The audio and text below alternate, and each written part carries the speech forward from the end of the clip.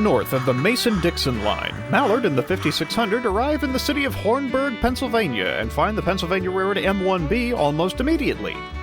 Mallard asks the M1B where his train went, as it had a couple wagons on it that weren't supposed to come up here. The Big Penzie engine says that the train has already been taken by the local switch engine, and the wagons could be anywhere by now. Lion continues to make her way to the historical event, and is passed by a strange yellow engine.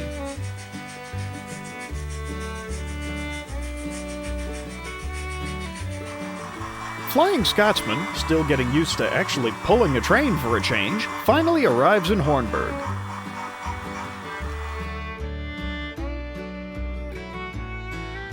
Mallard asks the M1B if there's a way the British engines might move about Pennsylvania inconspicuously. The M1 says that will be hard as there are crazy photographers everywhere, but disguising as a fair or festival train might just do the trick.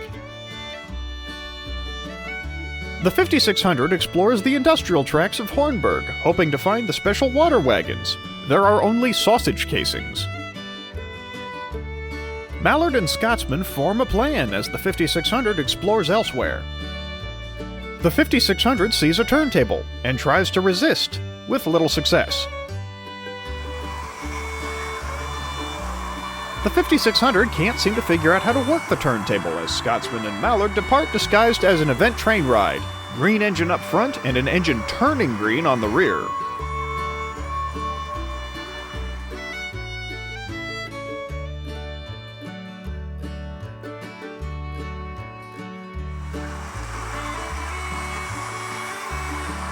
Scotsman sees a friendly Pennsylvania state trooper and decides to stop and ask if he's seen any strange rail wagons. Mallard tries to point out to the Scotsman that this is a terrible idea.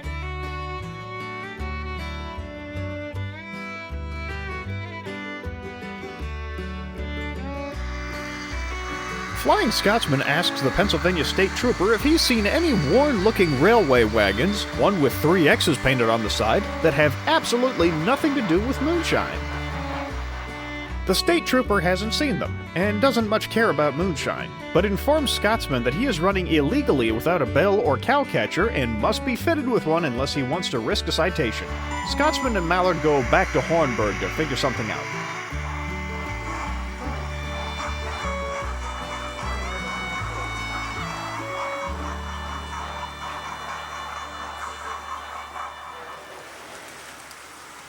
The 5600 finds a narrow-gauge engine and asks if he knows anything about moonshine. The narrow-gauge engine says nothing and scurries for the hills as fast as his little wheels will allow.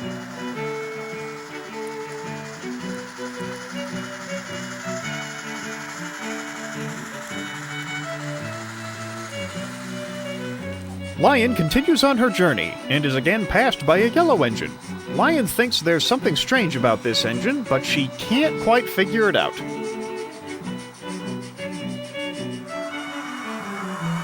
Scotsman does not like going backwards. Mallard reminds Scotsman that talking to the state trooper was his idea.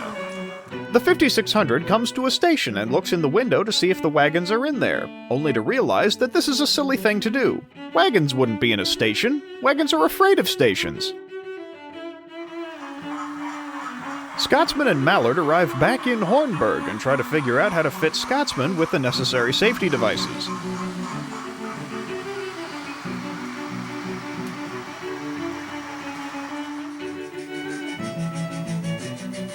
Lion passes yet another yellow engine, and realizes to her horror that it has a face.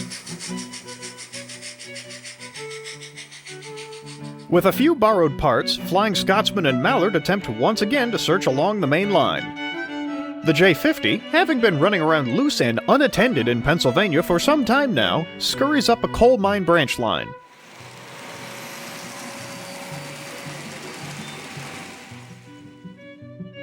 Scotsman and Mallard are making good time, but not finding any clue to the location of the special water wagons.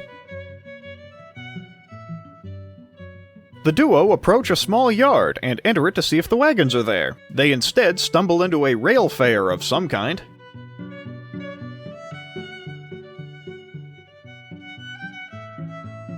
Someone claiming to be the organizer of the fair seems relieved that the train for the 20-minute rides up the branch line is finally here. Mallard and Scotsman play along, figuring it will be a good excuse for them to search the branch line. Mallard and Scotsman get a pile of passengers aboard and head down the branch.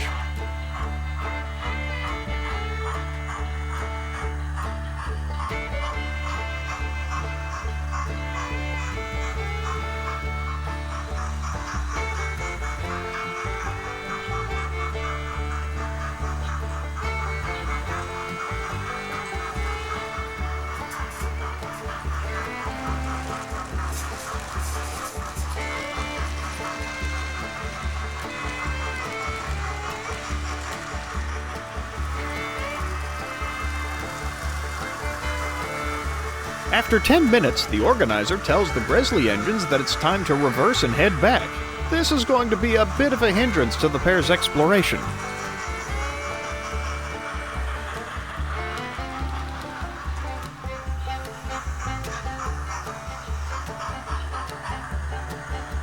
Mallard and Scotsman figure they will have to pick up the pace if they want to explore the whole branch line.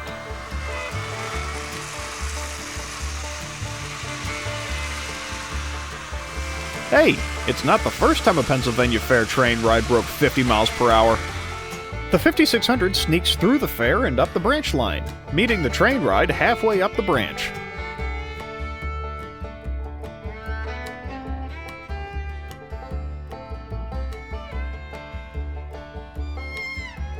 The 5600 has seen much stranger from the Grizzly engines and is unfazed. The 5600 decides to check a coal mine spur track.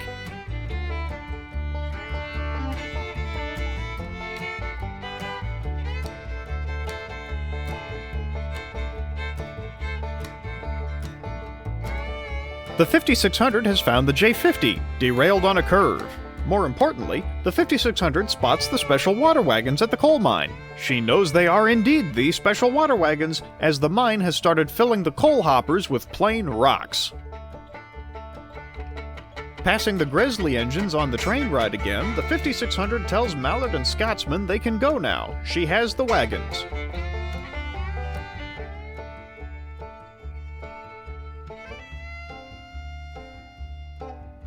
The 5600 passes back through the fair as Lion warns her to look out for engines with faces.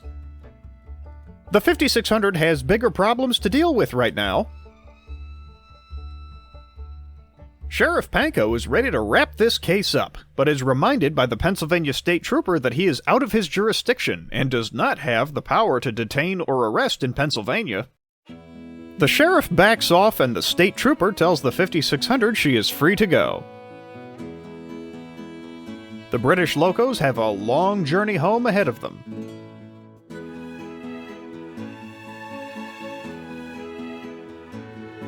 Flying Scotsman decides to run light engine, as running backwards makes him more green than usual.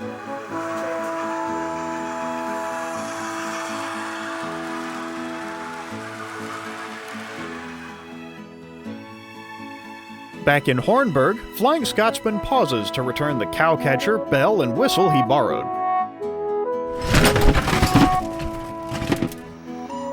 Back to his normal self, Scotsman has the 5600 couple on and the two begin their trip back home. The 5600 asks about the J50. Scotsman says he'll find his own way home when he feels like it.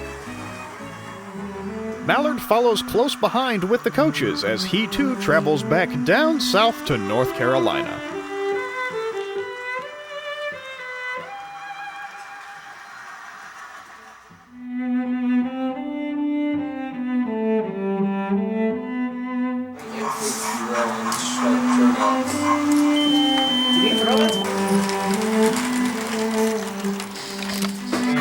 Or they might derail in there.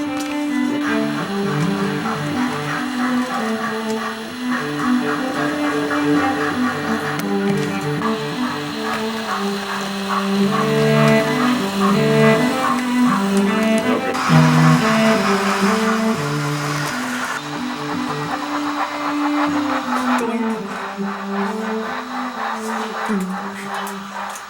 Congratulations, you made the